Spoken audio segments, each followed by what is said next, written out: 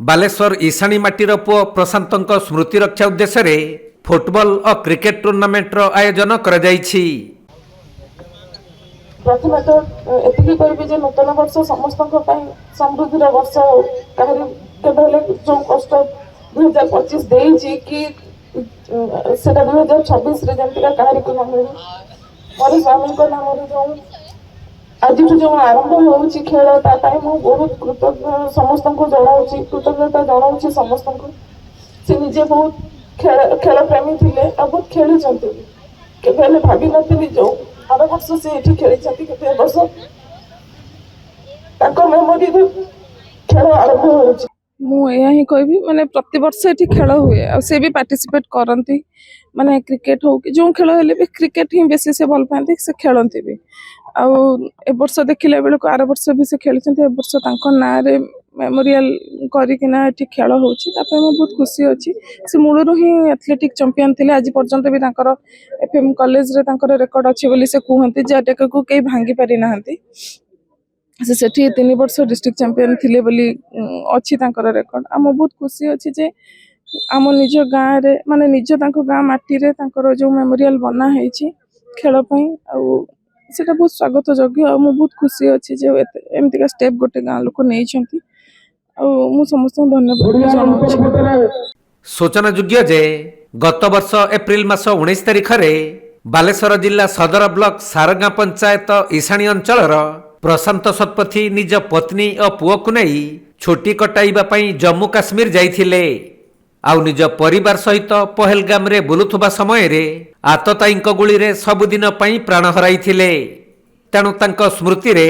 Horse power club एवं panchayat cricket committee आनुकूल्य रे आरंभ होईछि स्वर्गत प्रशांत शतपथी मेमोरियल फुटबॉल और क्रिकेट टूर्नामेंट। मु आशा करी ए खेल खूब धूमधाम रे हबो शांतिपूर्ण सहित हबो। आपण माने समस्त जानिथिबे पहलगाम रे शहीद होइतिबा हम ओडिया पुओ सारा बालेश्वर नुहे ओडिशा नुहे सारा भारत वर्षर से मध्य चर्चित चेहरा। तेणु से भली एक दुखद घटना को नहीं आम गाँव कथा आम गाँव पुओ मोर निजस्व सान भाई प्रशांत शतपथी उद्देश्य आम ये जो फुटबॉल टूर्नामेंट करुचु आज तार शुभारंभ प्रियदर्शनी आचार्य देखिए धर्मपत्नी सी आसी शुभारंभ कले खेल को एवं सहित आमर सरपंच महोदया सारगा ग्राम पंचायत श्रीमती सावित्री शतपथी से उपस्थित थे आमर भगवान बाबू जे भगवान दास आम कमिटी उपदेष्टा समस्त सहयोग क्रमे ए खेल धूमधाम रे पालन हो बोली आम आशा कर 4 गोट टीम अच्छी वन डे एक दिवसीय टूर्नामेंट आज समापन हम विलंबर मुख्य अतिथि आसी पहुंचे। तेबे ईशाणी लवण सत्याग्रह स्मारकी मिनी स्टाडियम रे उद्घाटित होईछि फुटबॉल और क्रिकेट टूर्नामेंट। सारगाँ सरपंच सावित्री शतपथी एवं स्वर्गत प्रशांत शतपथी धर्मपत्नी प्रियदर्शिनी आचार्य एही कार्यक्रम को आनुष्ठानिक भावे उद्घाटन करिसंती। ईशाणी माटीर पुओ प्रशांत स्मृति रक्षा उद्देश्य आयोजन करा जायथिबा फुटबॉल और क्रिकेट टूर्नामेंट स्वागत योग्य पदक्षेप होइथिबा बेले कार्यक्रम रे जोग देइथिबा अतिथि माने आयोजकक उद्यम को साधुवाद दैछंती। आज प्रथम करी खेल प्रथम फुटबॉल टूर्नामेंट स्टार्ट होती ये हूँ आमर मुन्ना और प्रशांत शतपथी जे कि गत वर्ष आतताई गुली रे पहलगाँव को बुलियापाई जाइतिले सेठी शिकार होते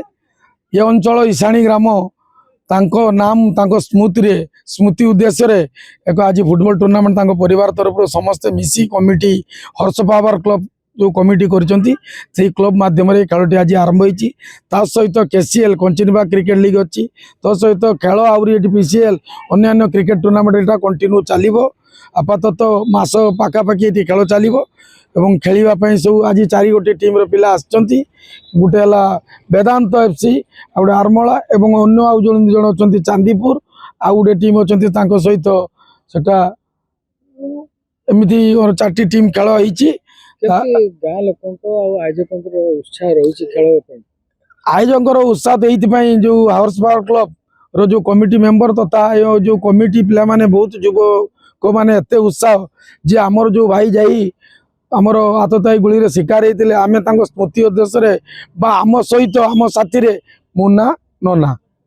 ତାଙ୍କରି ଆମର କହିବାର ତ ତାଙ୍କ ଶରୀର ସିନା ଯାଇଛି କିନ୍ତୁ ତାଙ୍କ ଆତ୍ମା ଆମ ଅଞ୍ଚଳ ପାଖରେ ଅଛି, ଆମ ଅଞ୍ଚଳବାସୀଙ୍କ ପାଖରେ ଅଛି। ତେଣୁ ତାଙ୍କୁ ସବୁଦିନ ମନେ ରଖିବା ପାଇଁ ଅଞ୍ଚଳବାସୀର ସମସ୍ତ ମାନେ ଗ୍ରାମବାସୀଠୁ ଆରମ୍ଭ କରିକି ଯୁବକ ମାନେ ଯେ ଆମ ସହିତ ଆମ ସାଥିରେ ମୁନା ନନା ଓରଫ ପ୍ରଶାନ୍ତ ଶତପଥୀ। ତେଣୁ ତାଙ୍କ ଉଦ୍ଦେଶ୍ୟରେ ତାଙ୍କ ସ୍ମୃତି ଉଦ୍ଦେଶ୍ୟରେ ଫୁଟବଲ ଟୁର୍ଣ୍ଣାମେଣ୍ଟଟି ଆଜିଠୁ ଆରମ୍ଭ ହୋଇଛି ସିଜିନ୍ 1। ତାପରେ ଅନ୍ୟାନ୍ୟ କାଳ ଚାଲିବ କଣ୍ଟିନ୍ୟୁ। ବାଲେଶ୍ୱରରୁ ପ୍ରସେନଜିତ ସେଠୀଙ୍କ ରିପୋର୍ଟ, କୋଣାର୍କ ଲାଇଭ୍।